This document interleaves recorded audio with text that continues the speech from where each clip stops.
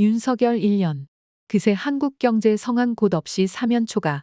이태경 편집위원. 시민언론 민들레는 창간사 첫마디에서 윤석열 정권 6개월을 거대한 퇴행의 시대라고 규정했습니다.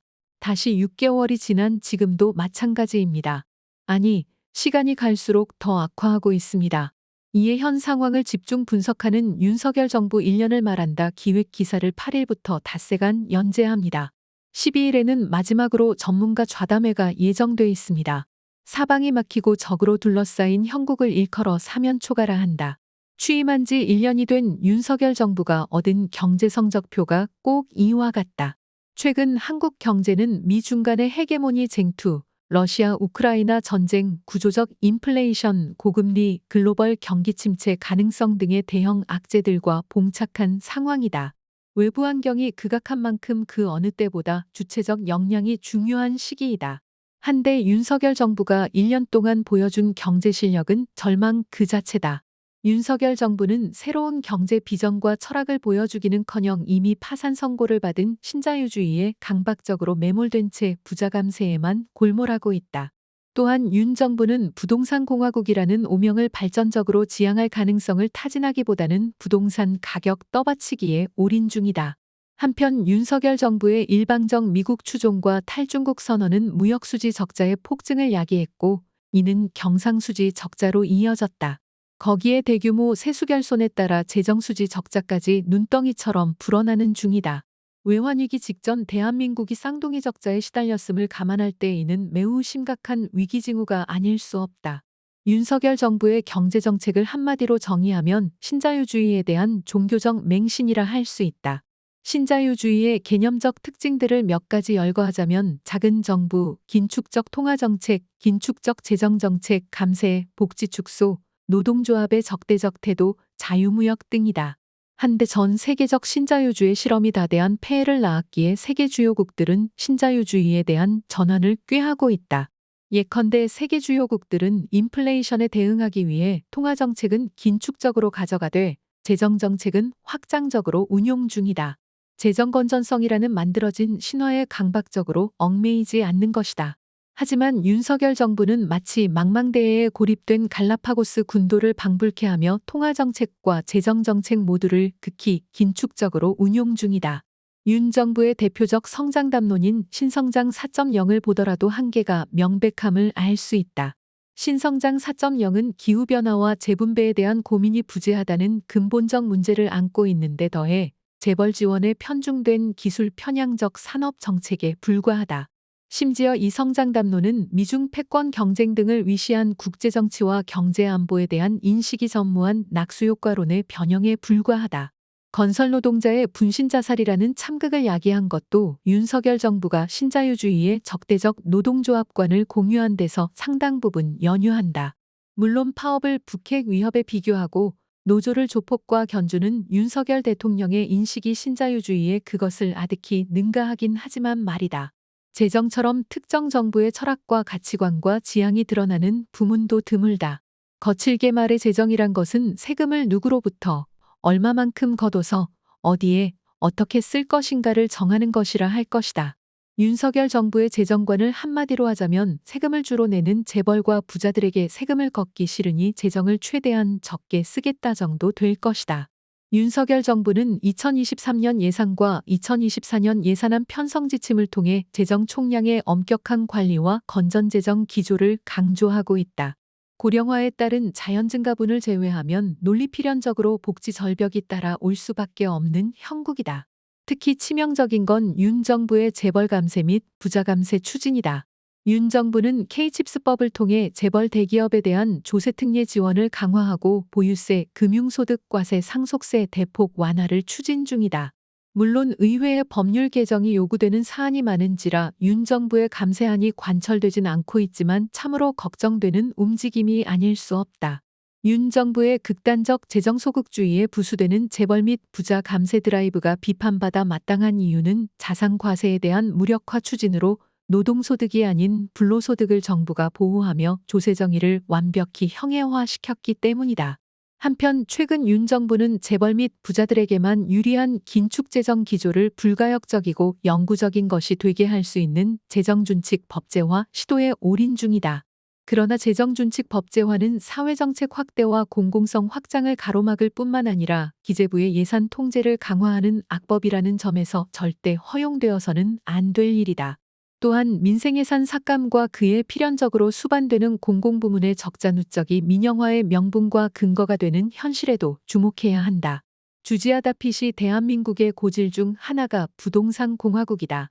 부동산 공화국은 양극화 심화, 가계부채의 폭증, 성장률 침하, 근로의욕의 저하, 저출산, 자원 배분의 왜곡, 예산의 낭비, 경기 진폭의 확대 등 수다한 부작용을 낳는다.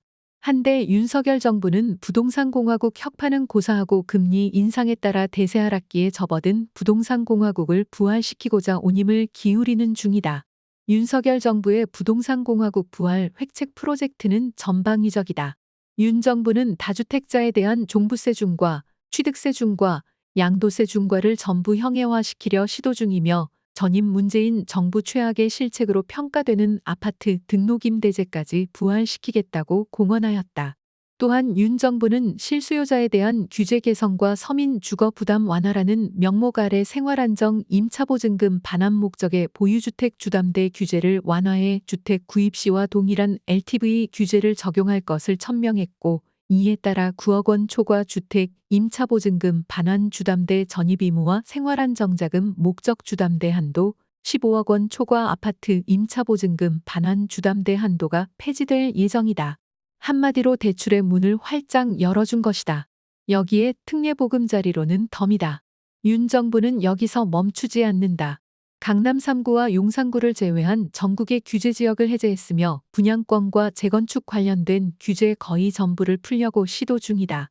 한편 윤 정부는 공공임대의 경우 공공임대 50만 호 공급 계획을 차질 없이 이행하겠다면서도 필요시 탄력적인 주택 공급 추진이라는 단서를 달아 부동산 대세 하락에 미약한 힘이라도 보탤 공공임대 주택 공급을 조절하겠다는 뜻을 명확히 했다. 지금이야 금리와 경기 침체에 대한 우려가 시장 참가자들을 짓누르고 있어서 시장이 하향 안정 기조를 유지 중이지만 금리의 향배가 바뀌고 경기가 호전될 전망이 보이면 부동산 시장은 또다시 화염지옥이 될 수 있다. 윤석열 정부는 지난 1년 동안 화염지옥을 위한 땔감을 부지런히 시장에 공급했다. 흔히 쌍둥이 적자는 경상수지 적자와 재정수지 적자가 동시에 일어난 상황을 일컫는다. 미국 같은 기축통화국 같은 경우 이 쌍둥이 적자를 감내할 수 있지만 대한민국 같은 나라에서는 쌍둥이 적자의 등장은 경제의 적신호 중 적신호라 할 것이다. 1997년 외환위기가 발생하기 전에 대한민국이 이 쌍둥이 적자에 시달리고 있었다. 산업통상자원부에 따르면 4월 수출액은 496억 2천만 달러로 작년 같은 달보다 무려 14.2% 감소했다. 품목별로는 반도체의 낙폭이 가장 크고 국가별로는 중국과 아세안 등의 낙폭이 크다. 같은 기간 수입액은 522억 3천만 달러를 기록했는데 이는 작년 동월보다 13.3% 감소한 수치다. 4월 무역수지는 수입액 격감에 따라 26억 2천만 달러 적자를 기록했으며 그중 대중 무역 적자가 22억 7천만 달러다. 무역수지 적자의 압도적 부분이 대중 무역수지 적자에서 기인하는 것이다. 무역수지는 작년 3월부터 지난달까지 14개월 연속 적자를 기록했으며 대중무역수지는 작년 10월부터 7개월 연속 적자 상태다. 올해 누적 무역적자는 250억 6천만 달러로 이는 작년 연간 무역적자의 51.4%에 해당한다. 14개월 연속 무역수지 적자보다 충격적인 소식은 지난 2월 경상수지가 11년 만에 처음으로 2달 연속 적자를 기록했다는 것이다. 하느니 4월 7일 발표한 국제수지 잠정통계에 따르면 올해 2월 경상수지는 5억 2천만 달러 적자로 집계됐다. 수출 부진에 따른 상품수지 적자가 5개월째 이어졌고 해외여행 증가 등의 서비스 수지 적자도 20억 달러를 넘었다. 아래 그래프를 보면 대한민국의 경상수지 적자 추이가 얼마나 심각한지 알 수 있다. 문제는 경상수지 적자뿐이 아니다. 재정수지까지 무너지고 있다. 기획재정부가 4월 13일 발표한 월간 재정동향 4월호를 보면 2월까지 누적 총수입은 90조 원으로 지난해 같은 기간에 견조 16조 1천억 원 줄었다. 총지출 역시 114조 6천억 원으로 전년 동기 대비 6조 6천억 원 줄었다. 이에 따라 2월까지 통합재정수지는 24조 6천억 원 적자였으며 실질적인 재정 상태를 보여주는 관리재정수지 적자는 30조 9천억 원이다. 2월까지 관리재정수지 적자 규모는 지난해 같은 기간의 견조 10조 9천억 원이 더 크며 이런 추세라면 올해 국내 총생산 대비 관리재정 적자 비율 목표 2.6%를 맞추지 못할 가능성이 높다. 재정 적자 규모가 지난해보다 폭증한 것은 무엇보다 국세 수입이 줄어든 영향이 크다. 2월까지 국세 수입이 54조 8천억 원으로 전년 동기 대비 15조 7천억 원 줄었다. 이는 역대 최대폭 하락이다. 세외 수입은 5조 5천억 원으로 한국은행이 국고에 납입하는 잉여금 감소 등의 영향으로 3조 4천억 원 줄었다. 기금 수입은 자산 운용 수입 증가 등으로 3조 1천억 원 늘어 30조 3천억 원이었다. 총지출이 줄었음에도 실질적 나라 살림 상태를 보여주는 관리재정 수지가 2월 누계 마이너스 30조 9천억 원을 기록하며 재정적자가 악화됐다는 건 의미심장하다. 정부는 기저효과나 경기 위축 등의 핑계를 대지만 이쯤 되면 감세 기조를 전면 재검토해야 옳다. 하지만 윤 정부는 세수회복이 가능할 것이란 호언만 거듭 중이다. 주요 기관들은 올해 한국 경제 성장률을 계속 낮춰잡고 있다. 이젠 연간 성장률 1.5%가 대세이고 그 이하로 전망하는 기관들도 속속 등장 중이다. 외부 환경은 어느 것 하나 한국 경제에 긍정적인 것이 없다.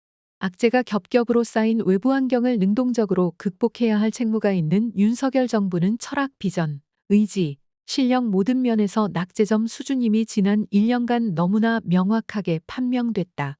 지금 한국 경제는 끝이 보이지 않는 터널을 통과 중이다. 구원의 빛은 언제쯤 비출 것인가?